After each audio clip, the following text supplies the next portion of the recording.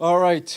Good afternoon. As you know, our colleague Geir Pedersen, the UN Special Envoy for Syria, remains in Damascus today. Earlier today, he went to Sidnaya prison, where he met with mothers of disappeared persons, with people who had been recently liberated from the prison, as well as with lawyers handling these cases.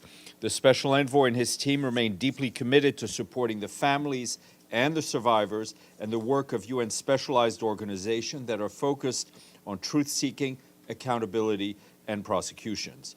He is continuing his further engagements. Also today he met with the delegation of the Syrian Negotiations Commission, including military representatives who've taken part in the recent military operations in Syria. Yesterday, Mr. Pedersen met with the commander of the new administration, Ahmed al-Shara, and the prime minister of the caretaker government, Mohammed al-Bashir. In all his engagements today and yesterday, Mr. Pedersen briefed on the outcomes of the Aqaba International Meeting on Syria that took place on Saturday, stressing the need for credible and inclusive Syrian-owned and Syrian-led political transition based on the principles of Security Council Resolution 2254. The Special Envoy stressed the intention of the United Nations to render all assistance to the Syrian people. The Special Envoy was briefed on their challenges and priorities. Mr. Pedersen is also scheduled to brief the Security Council tomorrow morning alongside Tom Fletcher, the head of our humanitarian department. Both of them will be briefing from Syria. Mr. Fletcher is in Syria today as part of a one-week trip to the Middle East.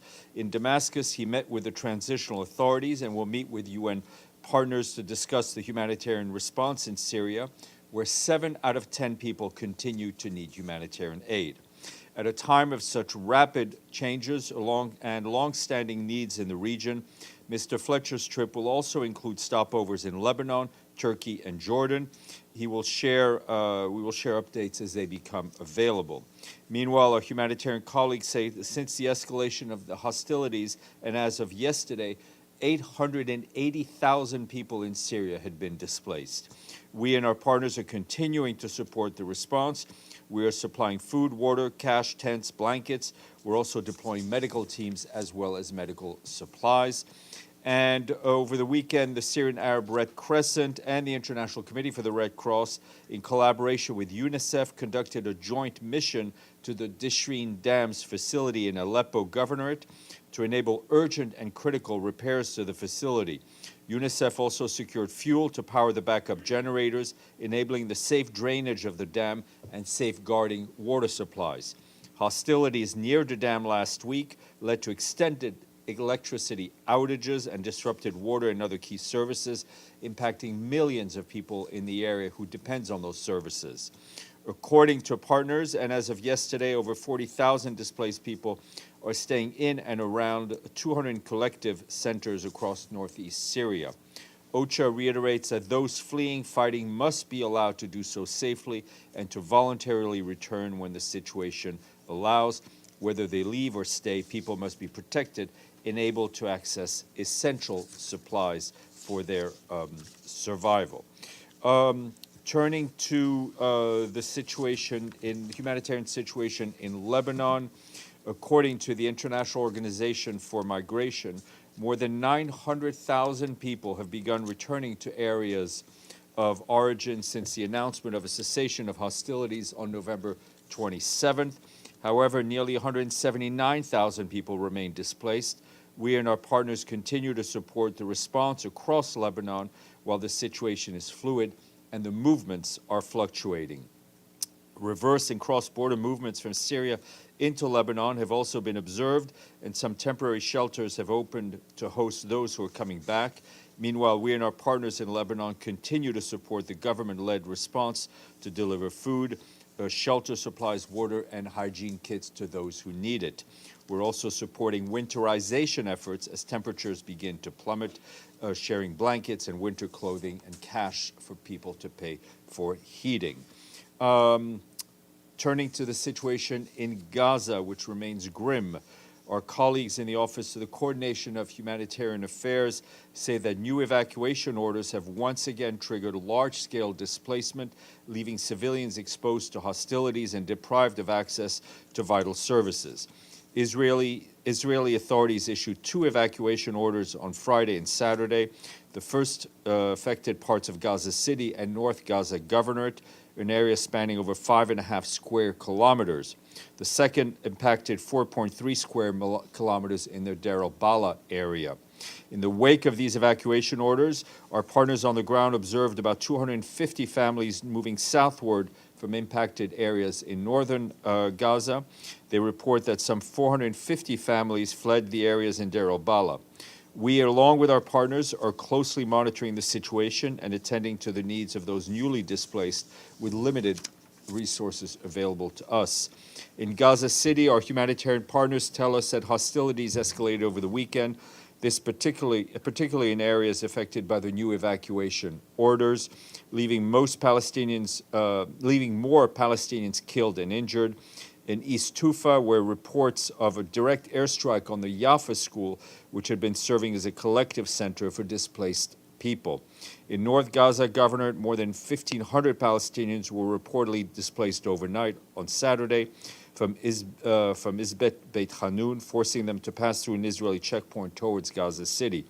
Some of those arriving in Gaza City told our humanitarian partners that Israeli forces had surrounded the Khalil Awada school, which had been turned into a shelter housing more than 1,500 people, as well as surrounding homes. Dozens of people reportedly killed in heavy shelling. We once again condemn all killings of civilians. OCHA reports that today 3 humanitarian missions planning to bring food and water supply to besieged North Gaza were once again denied by Israeli authorities. The humanitarian community remains firm in its objection to unilateral designation stipulating where aid can take place within Gaza Strip. We're committed to addressing people's needs whenever and wherever they are, and urgently call for unimpeded access for humanitarian organizations to all areas where people require humanitarian assistance. This morning, Stéphane Khoury, the officer in charge of the UN political mission in Libya, briefed the Security Council to announce the details of the UN-facilitated political process in Libya. Ms. Khoury said that the status quo is unsustainable and had persisted for far too long. Unilateral actions pursued by political elites have deeply eroded Libyan institutions into parallel and competing structures. She said she'd presented to Libyan people UNSMIL's plan for an inclusive intra-Libyan political initiative to overcome the current political deadlock and move beyond the status quo towards national elections and the renewal of the legitimacy of Libyan institutions.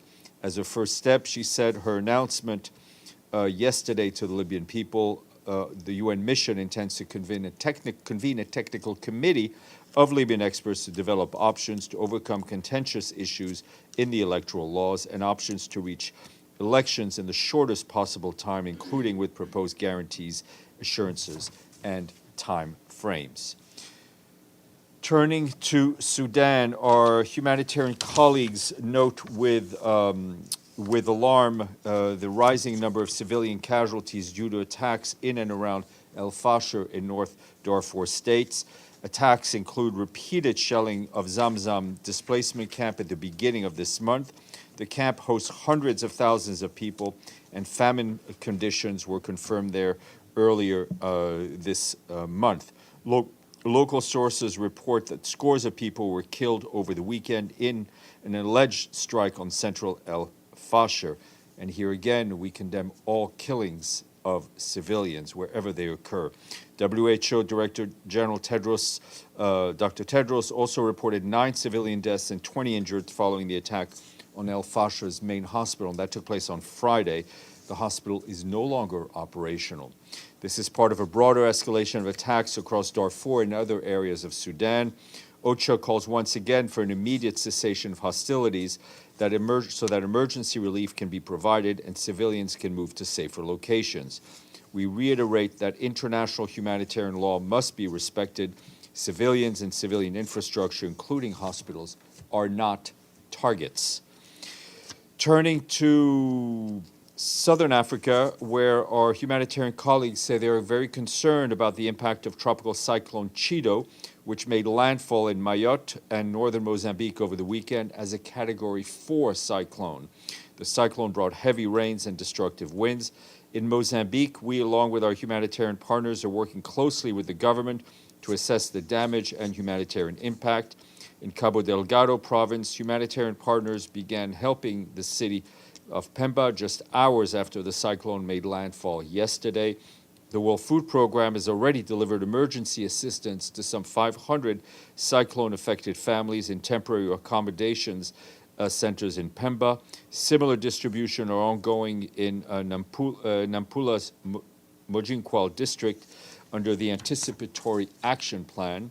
For its part, UNICEF and the partners are providing water and sanitation supplies to mitigate disease as the region is already grappling with a cholera outbreak. Preliminary figures indicate that 140,000 people have been impacted across Cabo Delgado province, where more than 1 million people are already in need of assistance due to the ongoing conflict.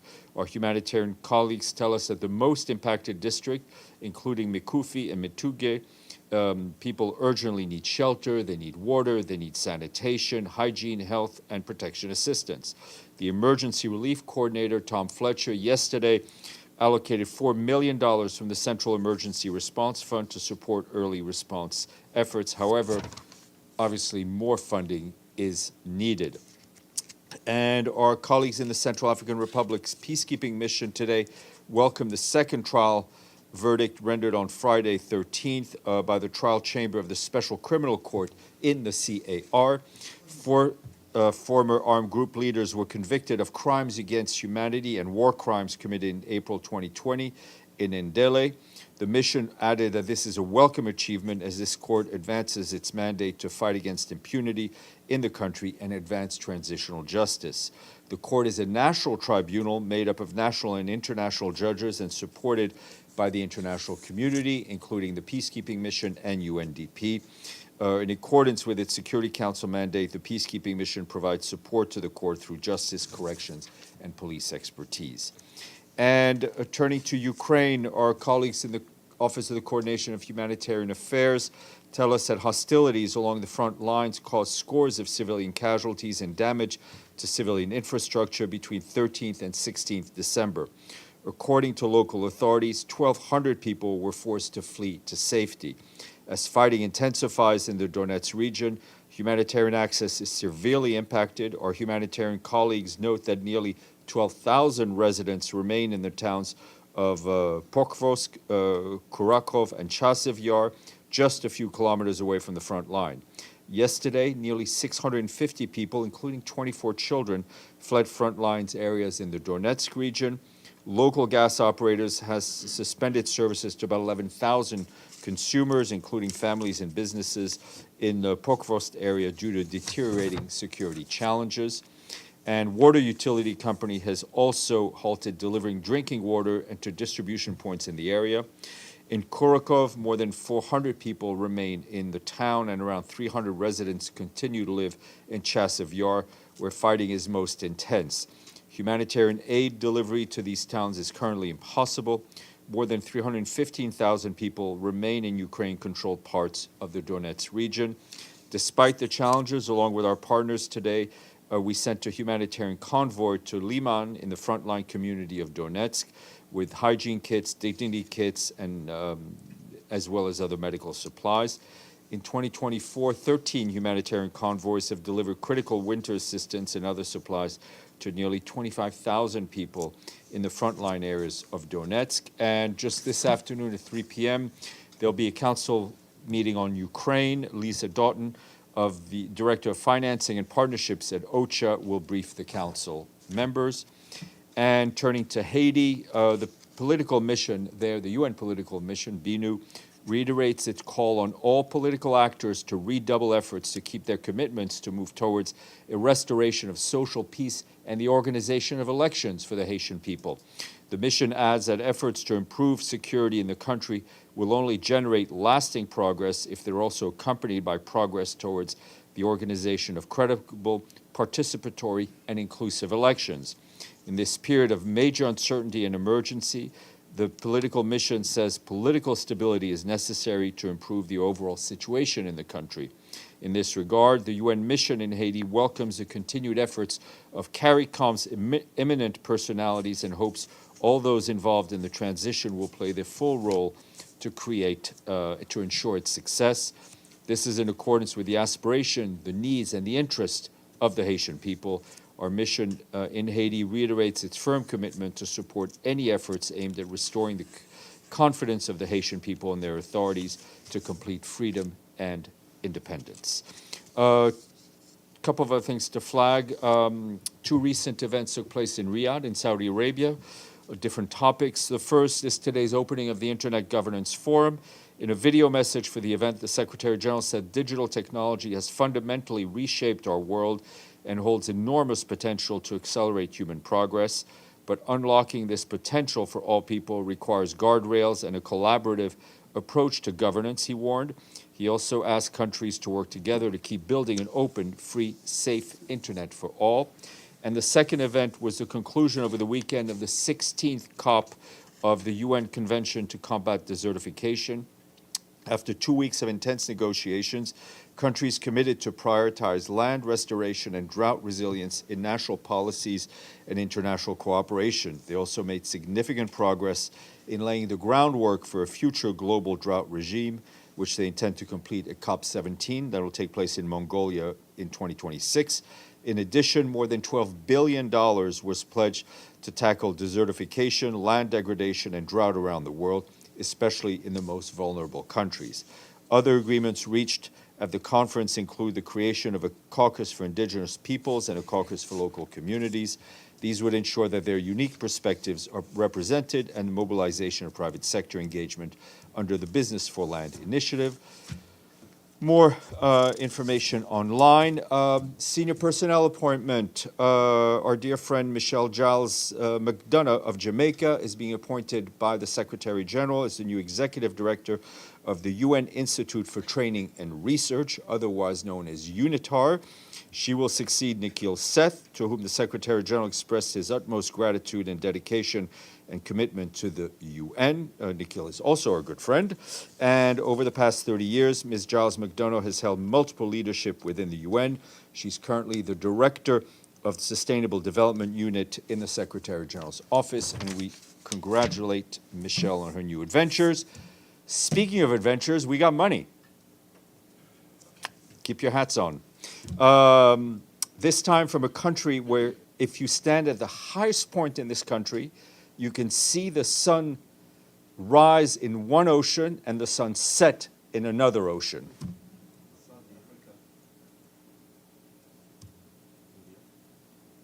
You'd really have to be Panama. You could also see the sun rise in one ocean, get on a boat to see the sunset on the other ocean. So hats off to Panama. Get it? One more good quiz for Panama. It's one of our favorite palindrome, which works this out. A man, a plan, a canal. Panama. Which is a palindrome. Anyway, we say thank you very much to our friends in Panama City, and they bring us up to 149. Do we have 150th here? No, doubt it. No, it's not money. Okay, Edie, and then Benno. Thank you, Steph. Can we get any more details on Geir Peterson's meetings with particularly the new transitional government people and the military in Damascus? You will get that tomorrow when he briefs the council. I think there's still going through a lot of meetings. I wish I had more information to share, but I think he will update both you and the global community tomorrow in a more holistic way on all the meetings he's had in Damascus. And that's going to be an open briefing? Yes, ma'am. And, okay, and following up on Sudan, has any food gotten into El Fasher at all in recent weeks, months? Not that I'm aware of into El Fasher itself. We had some, if I'm not mistaken, some food go into Zamzam, but not into the city itself. Benno. Thank you, Steph. I want to follow up with Gerd Peterson, actually. ATS leader Ahmed al-Sharaz said obviously that he wanted to change in the resolution 2254. Do you have any understanding what he meant by this? Well, I mean, I think there's certain things in that resolution which are still valid today. Obviously, the fact that we need to have a Syrian-led, Syrian-owned political transition, that things need to be inclusive. Now, obviously, the circumstances in which this resolution was drafted have clearly changed, right? So this will be an issue for Security Council members to take up. But I think it's to, and I'm not speaking for him, just for our part, to reflect the new reality while not changing the underlying message. I will have another question, but it's more like a soft topic, so maybe I go rather. All right, let's go to Deji, then Gabriel, Follow then up we'll go down. on Gerd Peterson's visit in Damascus. In the statement, it says that the special envoy was briefed on their challenges and priorities. What priorities, particularly, has the prime minister of the current transitional government said I can't to speak. Gerd Peterson? I can't speak for him.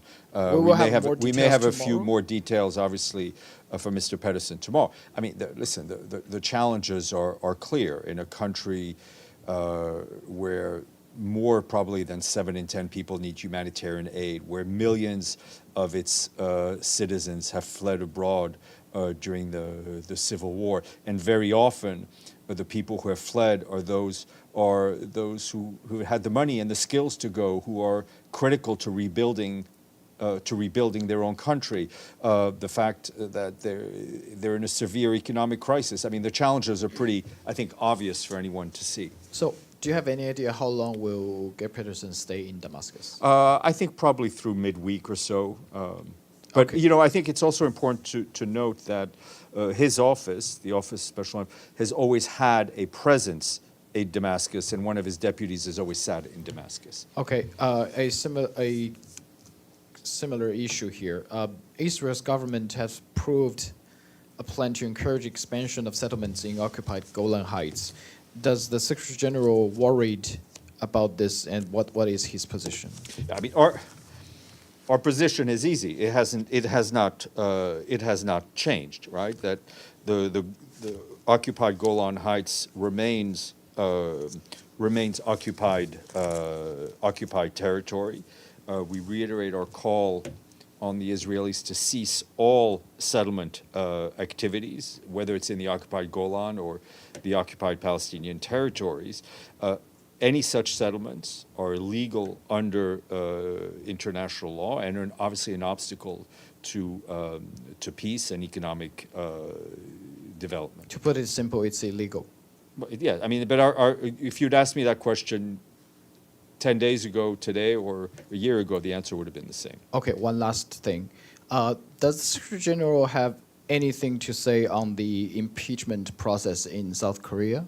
Well, we've seen the vote taken by the Parliament. As we'd said before, we were happy to see the restoration, or let's say happy to see that the martial law declaration did not go through, at least just lasted a few hours. And the constitutional process in the Republic of Korea is playing out, right? And Do you worry that this might affect the stability of regional? listen, we have no countries? doubt in the strength of the constitutional institutions in the Republic of Korea. Gabriel, and then we'll go down the line. Thanks, Steph. I think you would have mentioned this if it happened, but I'll double check anyway. Did the Secretary General speak to Mr. al-Shara or al-Bashir at all over the weekend? No, he has not. He has been, first of all, he's been in constant touch with Mr. Pedersen. I think it's important to note that Mr. Pedersen's efforts, what he's doing, what he's saying, is being done with the full support of the Secretary General.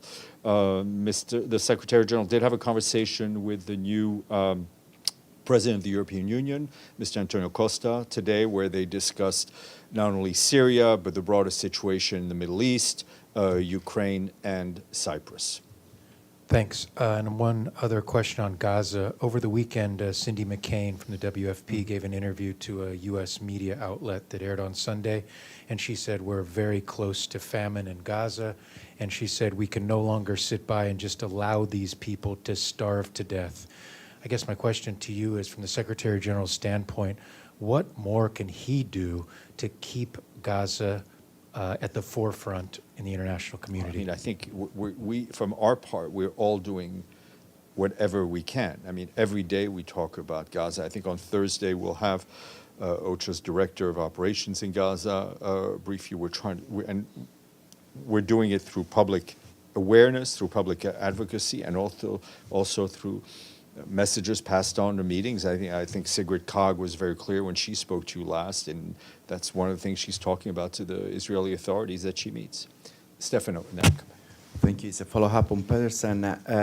Did the special envoy had any kind of authorization or similar from the Security Council to meet with who he's in charge at the moment, Damascus, because we know that he's in the list, his organization, he's on No, the he list doesn't. of all the terrorist Let's be organizations. clear. For when we meet, we do not need a special permission to meet with representatives of groups who may be under listing by the Security Council. We do so for operational reasons. We do so in the fulfillment of our mandate given to us clearly by the Security Council, whether it's Mr. Pedersen or Ms. Otunbayeva in Kabul. These are contacts to be had so we can fulfill our mission, so we can move forward on the humanitarian and on the political and the development tracks. And comment on, for the first time,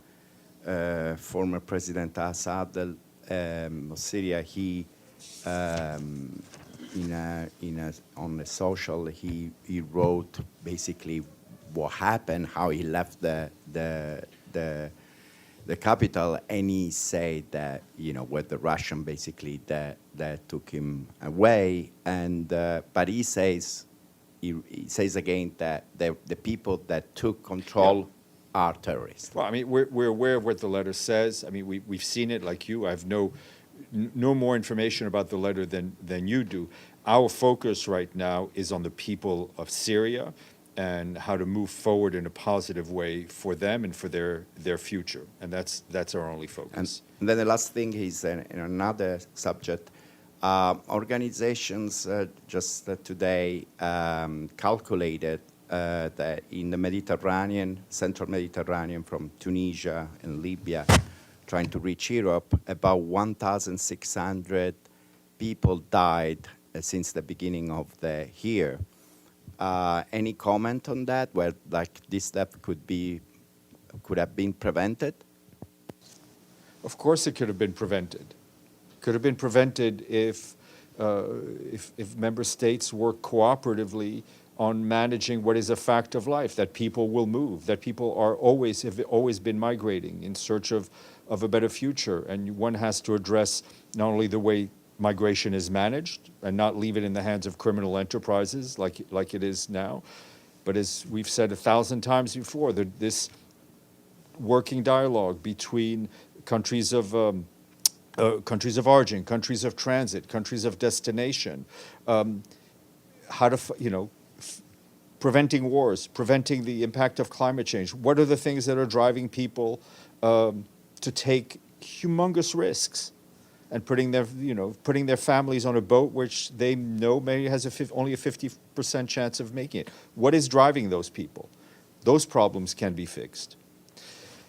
Yes, sir, Jordan, and then Adla. Thank you, sir.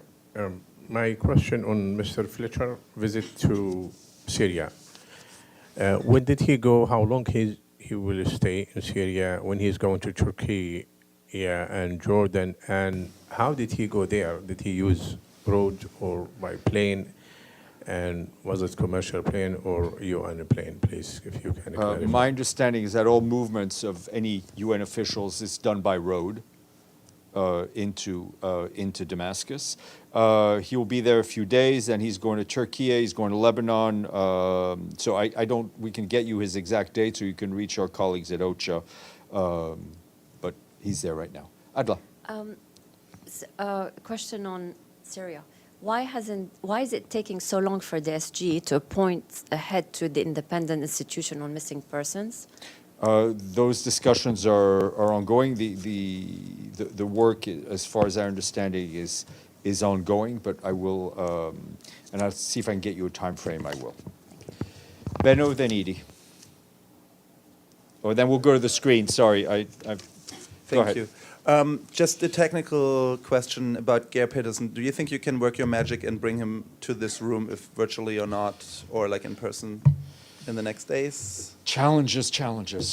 Okay.